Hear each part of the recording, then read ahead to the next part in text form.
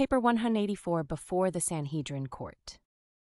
Representatives of Annas had secretly instructed the captain of the Roman soldiers to bring Jesus immediately to the palace of Annas after he had been arrested. The former high priest desired to maintain his prestige as the chief ecclesiastical authority of the Jews.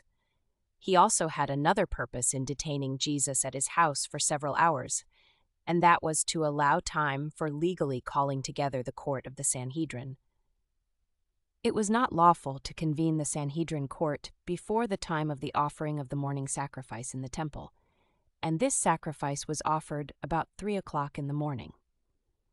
Annas knew that a court of Sanhedrists was in waiting at the palace of his son-in-law, Caiaphas. Some 30 members of the Sanhedrin had gathered at the home of the high priest by midnight so that they would be ready to sit in judgment on Jesus when he might be brought before them. Only those members were assembled who were strongly and openly opposed to Jesus and his teaching, since it required only 23 to constitute a trial court. Jesus spent about 3 hours at the palace of Annas on Mount Olivet, not far from the Garden of Gethsemane, where they arrested him. John Zebedee was free and safe in the palace of Annas not only because of the word of the Roman captain, but also because he and his brother James were well known to the older servants, having many times been guests at the palace, as the former high priest was a distant relative of their mother, Salome. Examination by Annas. Annas, enriched by the temple revenues, his son-in-law the acting high priest, and with his relations to the Roman authorities, was indeed the most powerful single individual in all Jewry. He was a suave and politic planner and plotter. He desired to direct the matter of disposing of Jesus. He feared to trust such an important undertaking wholly to his brusque and aggressive son-in-law. Annas wanted to make sure that the master's trial was kept in the hands of the Sadducees. He feared the possible sympathy of some of the Pharisees, seeing that practically all of those members of the Sanhedrin who had espoused the cause of Jesus were Pharisees. Annas had not seen Jesus for several years, not since the time when the master called at his house and immediately left upon observing his coldness and reserve in receiving him. Annas had thought to presume on this early acquaintance and thereby attempt to persuade Jesus to abandon his claims and leave Palestine. He was reluctant to participate in the murder of a good man, and had reasoned that Jesus might choose to leave the country rather than to suffer death. But when Annas stood before the stalwart and determined Galilean, he knew at once that it would be useless to make such proposals. Jesus was even more majestic and well-poised than Annas remembered him. When Jesus was young, Annas had taken a great interest in him, but now his revenues were threatened by what Jesus had so recently done in driving the money changers and other commercial traders out of the temple. This act had aroused the enmity of the former high priest far more than had Jesus' teachings. Annas entered his spacious audience chamber, seated himself in a large chair, and commanded that Jesus be brought before him. After a few moments spent in silently surveying the master, he said, "You realize that something must be done about your teaching, since you are disturbing the peace and order of our country." As Annas looked inquiringly at Jesus, the master looked full into his eyes but made no reply. Again Annas spoke, "What are the names of your disciples, besides Simon Zelotes the agitator?" Again Jesus looked down upon him, but he did not answer. Annas was considerably disturbed by Jesus' refusal to answer his questions, so much so that he said to him, "Do you have no care as to whether I am friendly to you or not? Do you have no regard for the power I have in determining the issues of your coming trial?" When Jesus heard this, he said, "Annas, you know that you could have no power over me unless it were permitted by my Father. Some would destroy the Son of Man because they are ignorant. They know no better.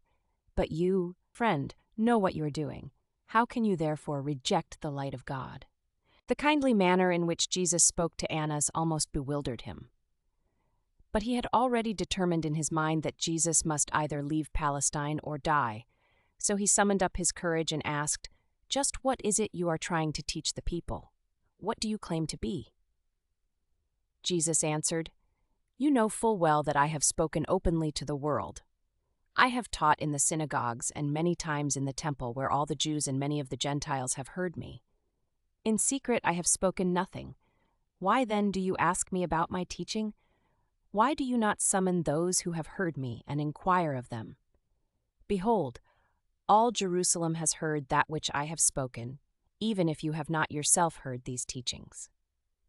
But before Annas could make reply, the chief steward of the palace, who was standing near, struck Jesus in the face with his hand, saying, "How dare you answer the high priest with such words?" Annas spoke no words of rebuke to his steward, but Jesus addressed him, saying, "My friend, if I have spoken evil, bear witness against the evil. But if I have spoken the truth, why, then, should you smite me?" Although Annas regretted that his steward had struck Jesus, he was too proud to take notice of the matter. In his confusion, he went into another room, leaving Jesus alone with the household attendants and the temple guards for almost an hour. When he returned, going up to the master's side, he said, "Do you claim to be the Messiah, the deliverer of Israel?" Said Jesus, "Annas, you have known me from the times of my youth. You know that I claim to be nothing except that which my Father has appointed, and that I have been sent to all men, Gentile as well as Jew." Then said Annas, "I have been told that you have claimed to be the Messiah. Is that true?" Jesus looked upon Annas, but only replied, "So you have said."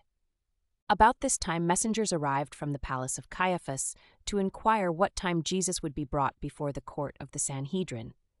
And since it was nearing the break of day, Annas thought best to send Jesus bound and in the custody of the temple guards to Caiaphas. He himself followed after them shortly. Peter in the courtyard. As the band of guards and soldiers approached the entrance to the palace of Annas, John Zebedee was marching by the side of the captain of the Roman soldiers. Judas had dropped some distance behind, and Simon Peter followed afar off. After John had entered the palace courtyard with Jesus and the guards, Judas came up to the gate, but, seeing Jesus and John, went on over to the home of Caiaphas, where he knew the real trial of the Master would later take place.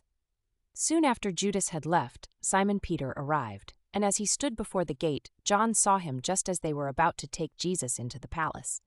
The portress who kept the gate knew John, and when he spoke to her, requesting that she let Peter in, she gladly assented. Peter, upon entering the courtyard, went over to the charcoal fire and sought to warm himself, for the night was chilly. He felt very much out of place here among the enemies of Jesus, and indeed he was out of place. The Master had not instructed him to keep near at hand as he had admonished John. Peter belonged with the other apostles who had been specifically warned not to endanger their lives during these times of the trial and crucifixion of their Master. Peter threw away his sword shortly before he came up to the palace gate, so that he entered the courtyard of Annas unarmed. His mind was in a whirl of confusion. He could scarcely realize that Jesus had been arrested. He could not grasp the reality of the situation, that he was here in the courtyard of Annas, warming himself beside the servants of the high priest. He wondered what the other apostles were doing, and, in turning over in his mind as to how John came to be admitted to the palace, concluded that it was because he was known to the servants, since he had bidden the gatekeeper admit him. Shortly after, the portress let Peter in, and while he was warming himself by the fire, she went over to him and mischievously said, "Are you not also one of this man's disciples?" Now Peter should not have been surprised at this recognition, for it was John who had requested that the girl let him pass through the palace gates. But he was in such a tense, nervous state that this identification as a disciple threw him off his balance.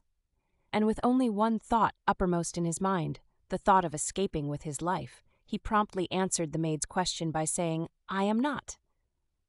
Very soon another servant came up to Peter and asked, "Did I not see you in the garden when they arrested this fellow? Are you not also one of his followers?" Peter was now thoroughly alarmed. He saw no way of safely escaping from these accusers, so he vehemently denied all connection with Jesus, saying, "I know not this man, neither am I one of his followers." About this time the portress of the gate drew Peter to one side and said, "I am sure you are a disciple of this Jesus, not only because one of his followers bade me let you in the courtyard, but my sister here has seen you in the temple with this man. Why do you deny this?" When Peter heard the maid accuse him, he denied all knowledge of Jesus with much cursing and swearing, again saying, "I am not this man's follower. I do not even know him." I never heard of him before." Peter left the fireside for a time while he walked about the courtyard. He would have liked to have escaped, but he feared to attract attention to himself. Getting cold, he returned to the fireside, and one of the men standing near him said, "Surely you are one of this man's disciples. This Jesus is a Galilean, and your speech betrays you, for you also speak as a Galilean." And again, Peter denied all connection with his master. Peter was so perturbed that he sought to escape contact with his accusers by going away from the fire and remaining by himself on the porch. After more than an hour of this isolation, the gatekeeper and her sister chanced to meet him, and both of them again teasingly charged him with being a follower of Jesus. And again he denied the accusation. Just as he had once more denied all connection with Jesus, the cock crowed, and Peter remembered the words of warning spoken to him by his master earlier that same night. As he stood there, heavy of heart and crushed with the sense of guilt, the palace doors opened, and the guards led Jesus past on the way to Caiaphas. As the master passed Peter, he saw, by the light of the torches, the look of despair on the face of his former self-confident and superficially brave apostle, and he turned and looked upon Peter. Peter never forgot that look as long as he lived. It was such a glance of commingled pity and love as mortal man had never beheld in the face of the Master.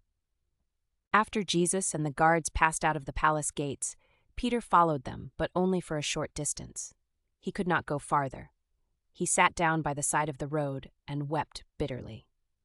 And when he had shed these tears of agony, he turned his steps back toward the camp, hoping to find his brother Andrew.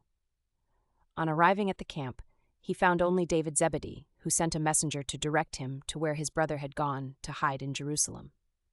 Peter's entire experience occurred in the courtyard of the palace of Annas on Mount Olivet. He did not follow Jesus to the palace of the high priest, Caiaphas. That Peter was brought to the realization that he had repeatedly denied his master by the crowing of a cock indicates that this all occurred outside of Jerusalem, since it was against the law to keep poultry within the city proper.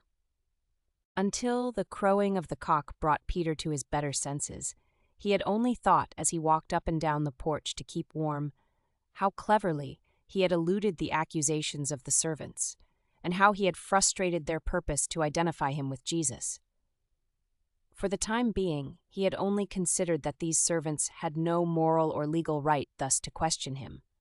And he really congratulated himself over the manner in which he thought he had avoided being identified and possibly subjected to arrest and imprisonment. Not until the cock crowed did it occur to Peter that he had denied his master. Not until Jesus looked upon him did he realize that he had failed to live up to his privileges as an ambassador of the kingdom. Having taken the first step along the path of compromise and least resistance, there was nothing apparent to Peter but to go on with the course of conduct decided upon. It requires a great and noble character, having started out wrong, to turn about and go right. All too often one's own mind tends to justify continuance in the path of error when once it is entered upon. Peter never fully believed that he could be forgiven until he met his master after the resurrection and saw that he was received just as before the experiences of this tragic night of the denials.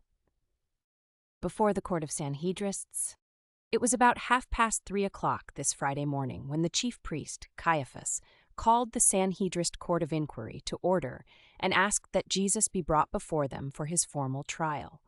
On 3 previous occasions, the Sanhedrin, by a large majority vote, had decreed the death of Jesus, had decided that he was worthy of death on informal charges of law-breaking, blasphemy, and flouting the traditions of the fathers of Israel. This was not a regularly called meeting of the Sanhedrin and was not held in the usual place, the chamber of hewn stone in the temple. This was a special trial court of some 30 Sanhedrists and was convened in the palace of the high priest. John Zebedee was present with Jesus throughout this so-called trial. How these chief priests, scribes, Sadducees, and some of the Pharisees flattered themselves that Jesus, the disturber of their position and the challenger of their authority, was now securely in their hands, and they were resolved that he should never live to escape their vengeful clutches.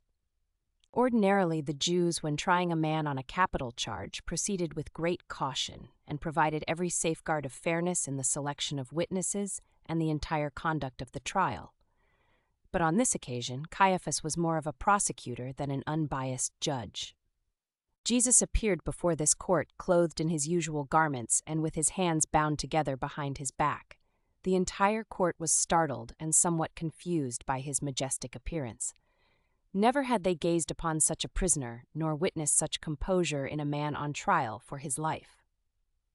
The Jewish law required that at least 2 witnesses must agree upon any point before a charge could be laid against the prisoner.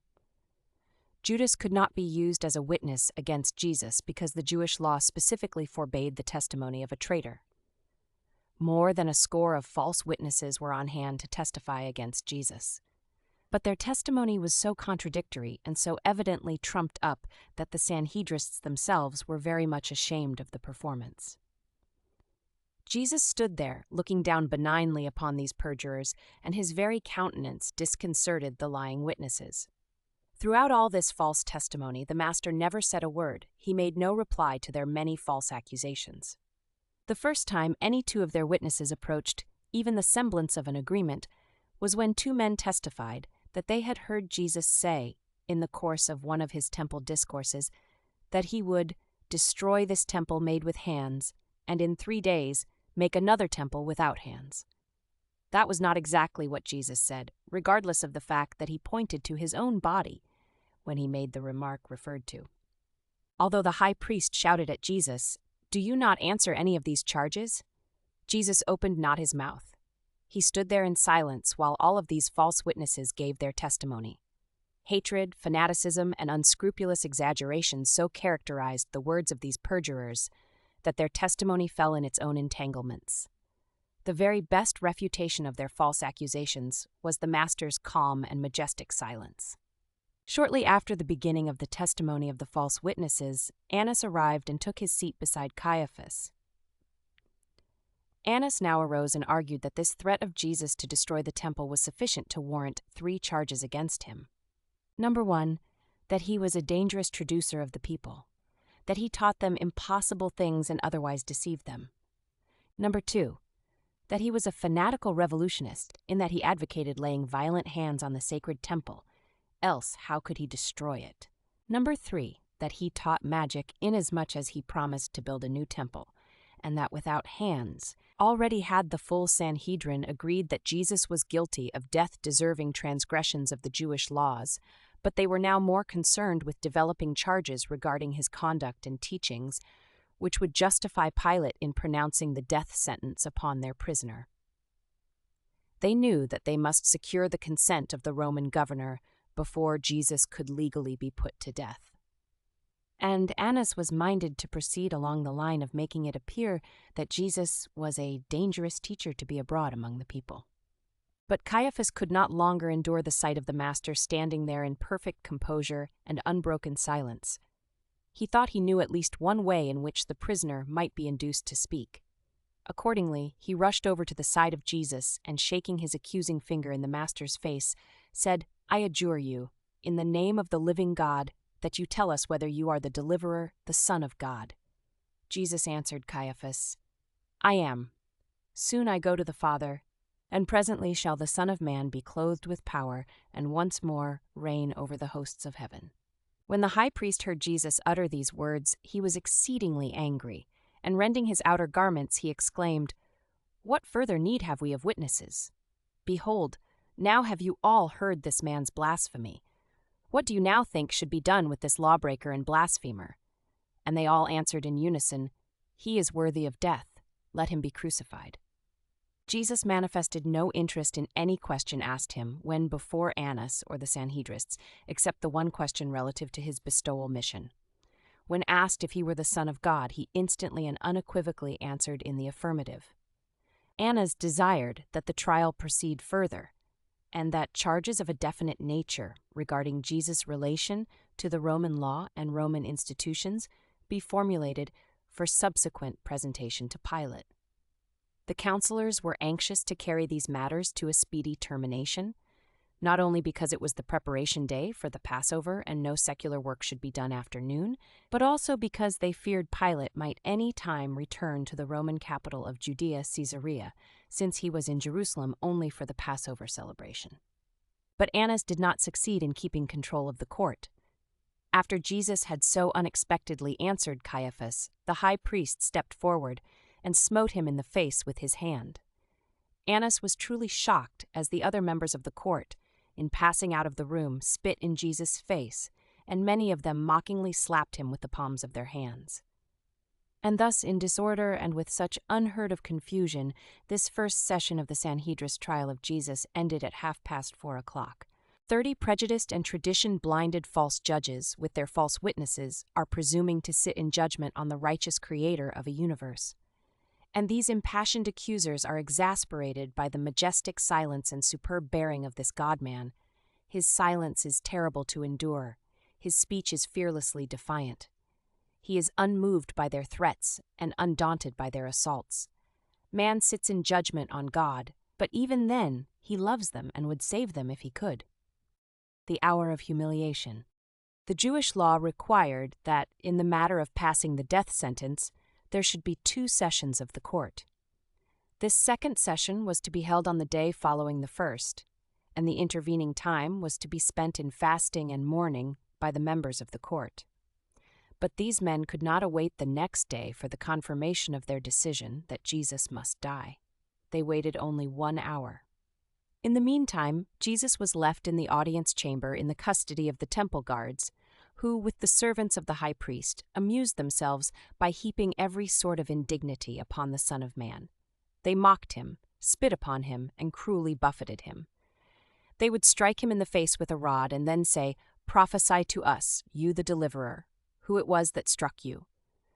And thus they went on for 1 full hour, reviling and mistreating this unresisting man of Galilee.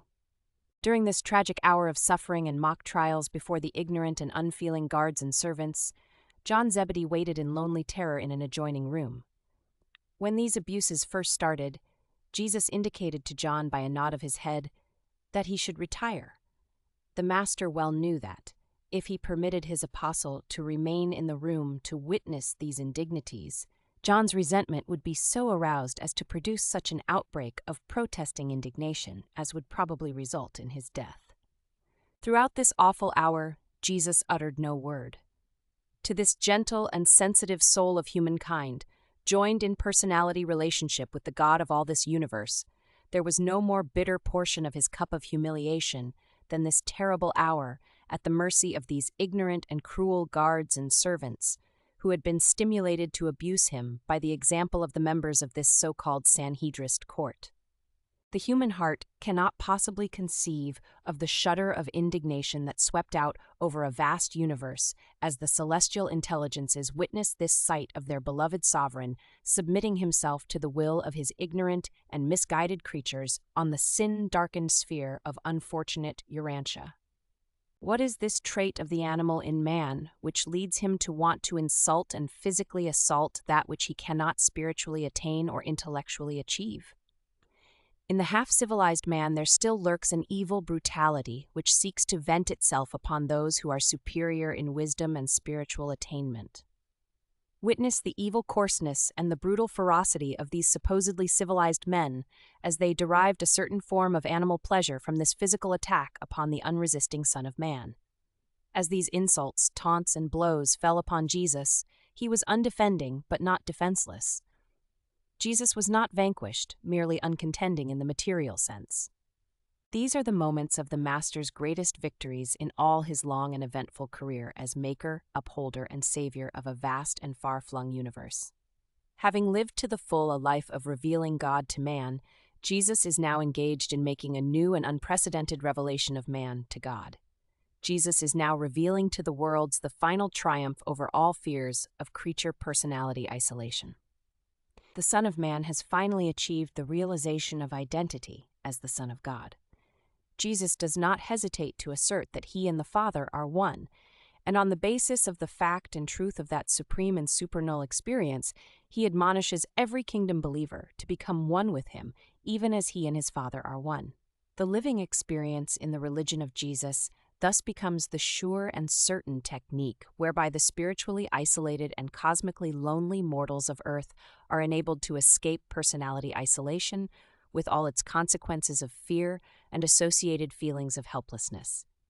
In the fraternal realities of the kingdom of heaven, the faith sons of God find final deliverance from the isolation of the self, both personal and planetary. The God-knowing believer increasingly experiences the ecstasy and grandeur of spiritual socialization on a universe scale, citizenship on high in association with the eternal realization of the divine destiny of perfection attainment.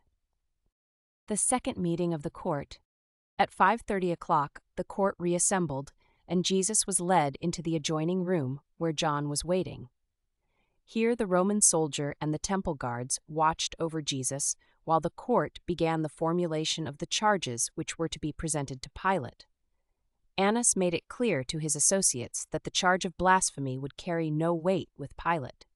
Judas was present during this second meeting of the court, but he gave no testimony.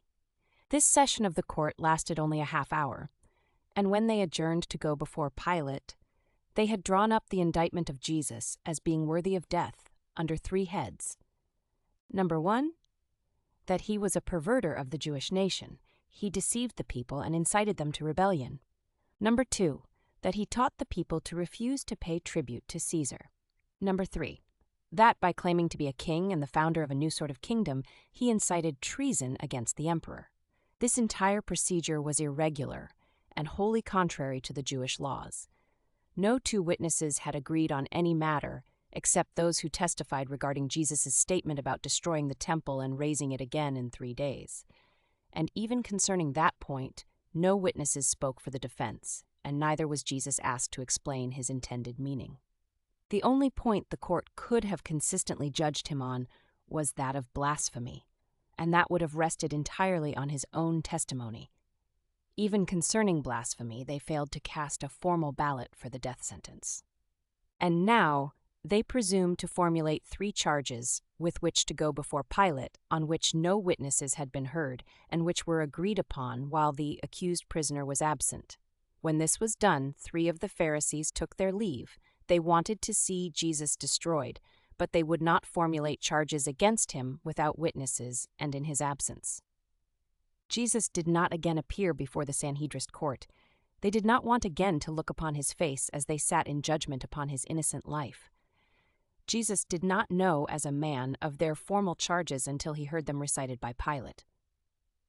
While Jesus was in the room with John and the guards, and while the court was in its second session, some of the women about the high priest's palace, together with their friends, came to look upon the strange prisoner, and one of them asked him, "Are you the Messiah, the Son of God?" And Jesus answered, "If I tell you, you will not believe me, and if I ask you, you will not answer." At 6 o'clock that morning, Jesus was led forth from the home of Caiaphas to appear before Pilate for confirmation of the sentence of death, which this Sanhedrist court had so unjustly and irregularly decreed.